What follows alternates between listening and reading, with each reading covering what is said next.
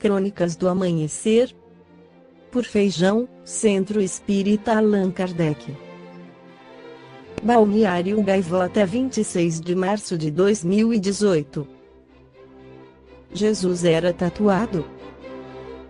O Carnaval brasileiro revelou, com a exposição prazerosa e sensual da nudez, que o país foi contagiado pela febre das tatuagens, as quais nestes dias apareceram ainda mais à luz do sol. O que poucos tatuados sabem é que essa prática tem origem sagrada, para conseguir um contato com os deuses. Desde que começou a enterrar seus mortos, o Homo sapiens é fascinado pelo mistério do além. Daí o costume de enterrar os falecidos com joias e comida.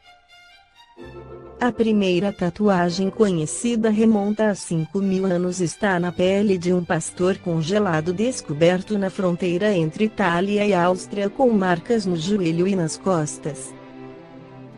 Hoje, as igrejas consideram as tatuagens algo mundano que teria sido proibido na Bíblia. Um texto do livro do Apocalipse, no entanto, pode indicar que até Jesus tinha uma tatuagem. No Brasil, o gosto pelas tatuagens começou a preocupar as igrejas evangélicas, uma vez que, no Levítico 19:28, se lê textualmente: pelos mortos não ferireis a vossa carne, nem fareis marca nenhuma sobre vós, o que equivaleria a proibir as tatuagens. O que esse texto indica, no entanto, é que o povo do Israel, o primeiro a praticar uma religião monoteísta, considerava as tatuagens como uma prática dos pagãos filisteus que os crentes no Deus único não deveriam imitar. Os crentes que conhecem melhor a Bíblia encontraram, porém, no livro do Apocalipse, capítulo 19, versículo 16, um texto segundo o qual Jesus teria uma tatuagem em sua perna. O trecho, segundo tradução do original da Bíblia de Jerusalém, fala do cavaleiro do Apocalipse, o Cristo, que tem escrito um nome em seu manto e em sua coxa: Rei dos Reis e Senhor dos Senhores. Assim, os crentes se sentirão livres para tatuar sua pele se o próprio Cristo o fazia. Vários teólogos evangélicos especialistas em estudos bíblicos, como Armando Taranto Neto e Carlos Augusto Vailati, vieram a público explicar que pode se tratar de uma tradução errônea do original grego, que diria o seguinte: no manto, isto é, sobre a nádega, tem um nome escrito. Nesse caso, a tatuagem estaria no manto, à altura da perna, e não na pele de Jesus. Para defender essa tradução do original grego, alguns pastores evangélicos desempoeiraram a edição crítica em 4 volumes do exegeta inglês Henry Alford, que data de meados do século XIX, que defende que o segundo K no texto do Apocalipse, que em grego significa e, seria um K exegético, que poderia significar isto é. A tatuagem não estaria no manto e na coxa de Cristo, mas no manto, isto é, na altura da coxa. Outros recordam que o livro do Apocalipse é uma obra simbólica e não histórica e, portanto, deve ser lido em sentido figurado e não literal, como o trecho que diz que seu olhar era de fogo. Alguns pastores evangélicos estão procurando um ponto intermediário. Esforçam-se para não proibir as tatuagens de seus fiéis como supostamente pede a Bíblia, porque equivaleria a perder muitos devotos. A febre das tatuagens, especialmente nos jovens, parece irrefriável. Assim, em vez de proibir as tatuagens, estão orientando seus fiéis a, em vez de usar motivos mundanos ou eróticos, dar preferência a temas evangélicos, como Jesus salva ou Deus me deu isto, frases que vemos também escritas em carros e caminhões. Muitos pastores ignoram a origem sagrada das tatuagens. Por exemplo, no Antigo Egito, há 3.000 anos, a tatuagem, que se fazia com agulhas de ouro, só era permitida às sacerdotisas. Algumas múmias aparecem tatuadas com temas relacionados à deusa da fertilidade. Na famosa múmia da sacerdotisa Amunet, encontrada em Tebas, pode-se observar uma tatuagem na região pélvica baixa. Ao longo da história, as tatuagens foram perdendo o caráter sagrado para adquirir outros significados. Entre os romanos, eram usadas também para indicar hierarquia. Tatuavam-se os escravos para mostrar que eram propriedade de seu dono. Esse aspecto negativo foi recuperado nos tempos modernos, durante o nazismo, quando os condenados aos campos de concentração recebiam marcas no braço.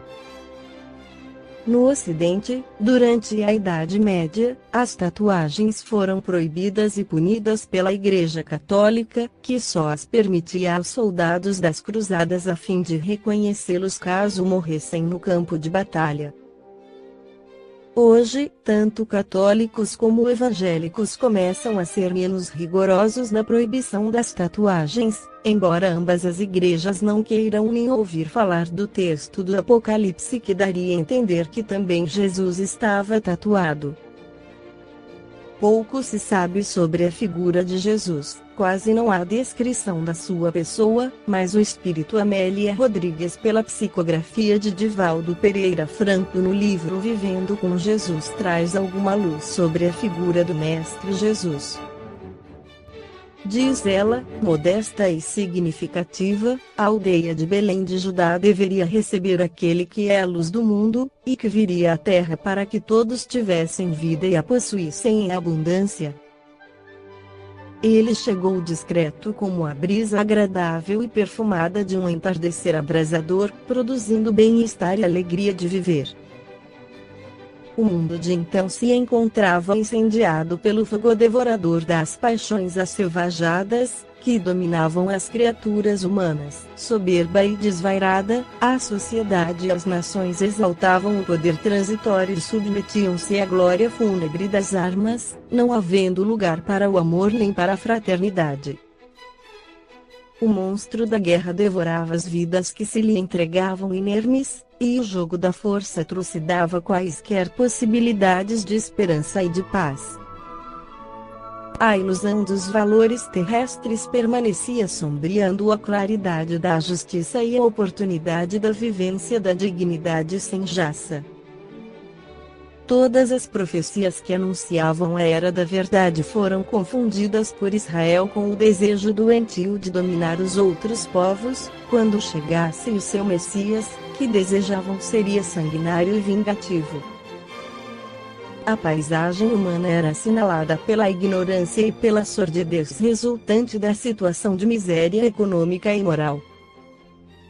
Aparentemente, naqueles dias, uma calmaria pareceu tomar corpo durante o período inicial em que ele veio comungar com os seus aqueles que não tinham a ninguém, nem quase o direito de viver. Dessa forma, a sua seria a vida mais extraordinária e única, dantes nem depois jamais acontecida.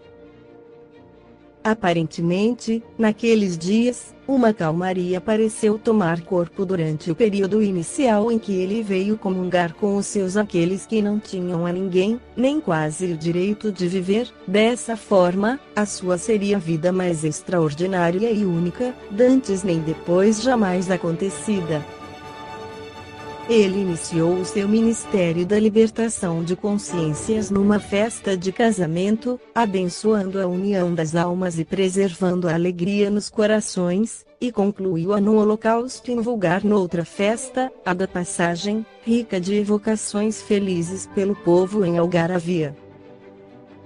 Por isso, a sua é a doutrina das boas novas de alegria, entoando o canto de beleza para anular as sombras e tragédias dominantes em toda parte nos tempos do futuro.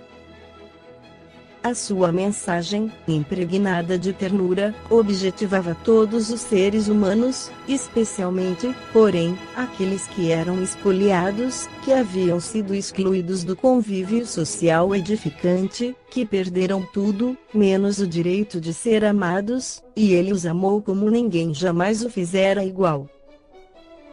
Sempre esteve a ensinar e a viver o ensinamento, e, por isso, aceitou como título somente o de mestre, porque, realmente, o era.